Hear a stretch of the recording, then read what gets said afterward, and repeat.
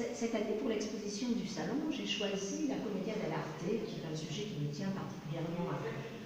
Alors en fait, vous pouvez constater qu'il a été représenté selon une technique particulière qui s'appelle la fresque à l'arraché.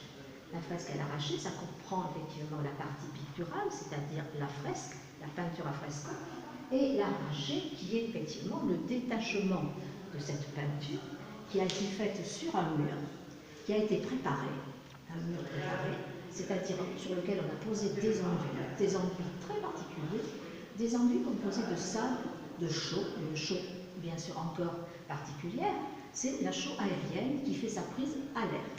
Elle fait sa prise à l'air avec le gaz carbonique de l'air, qui provoque une réaction chimique, la carbonatation. Cette carbonatation a la particularité de faire un dépôt en surface de l'enduit qui s'appelle la calcite et qui protège la peinture.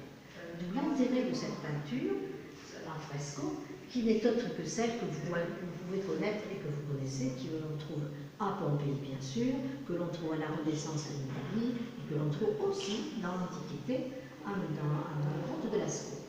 On peint effectivement avec du pigment et de l'eau. Dans une période très limitée, au moment où on a posé l'enduit sur le mur, qui est environ entre 6 et 8 heures. Et je ne peux pas m'empêcher de faire une analogie avec l'aquarelle, parce que nous sommes ici dans un salon d'aquarelle, et ça peut effectivement vous faire toucher du doigt que l'aquarelle, elle aussi, a ses exigences. Les exigences de l'aquarelle, l'huile, c'est effectivement que l'on mouille la feuille et que l'on commence à peindre. Et là aussi, le temps est quand même limité, surtout si l'on veut rester dans la période humide. Cette période humide, elle a une durée qui est variable, évidemment, c'est quand même un petit peu plus complexe, mais vous commencez dans une phase prémouillée, et puis petit à petit, dans l'évolution du temps, la feuille sèche. Donc c'est exactement la même chose pour la fresque. Pour en revenir effectivement à cette exigence de peinture dans un temps limité, je vous montre là des fresques, vous voyez là ces personnages là qui nous font la révérence pour certains. Eh bien, il se trouve que c'est pratiquement la limite du temps imparti pour la peinture. Donc, que faisaient les grands peintres aussi, que l'on connaît en Italie? Eh bien, ils avaient eu l'idée, si on peut parler d'idée, en fait, ils préparaient la surface à peindre pour la journée, ce qui s'appelle une giornata. Pourquoi giornata? Parce que giorno en Italie, ça veut dire jour. Donc, ils partaient avec leur enduit, ils déposaient cet enduit sur le mur et ils peignaient ce qu'ils avaient prévu pour la journée. Selon la difficulté de la peinture à exécuter, évidemment, cette surface à peindre était plus ou moins grande.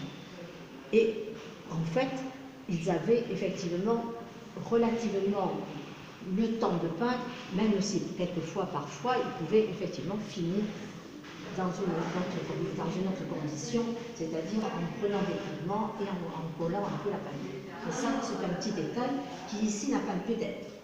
Ensuite, pourquoi l'arracher? Je vais essayer d'être succincte et surtout compréhensible. Pourquoi l'arracher? L'arracher, c'est que tout simplement, eh bien ici, d'abord, moi je veux les examiner pour vous les montrer, mais je ne veux pas les murs, ça me paraît difficile. Et puis surtout, comme vous pouvez constater, elles sont abîmées. Et effectivement, le fait de les transférer du mur sur une toile et de les mettre sur un châssis pour pouvoir les abîme, et c'est effectivement le but de la démarche, parce que ça leur donne, je ne dirais pas un vieilli très ancien, mais quand même une peinture bien léchée, comme celle qui est exécutée sur le champ.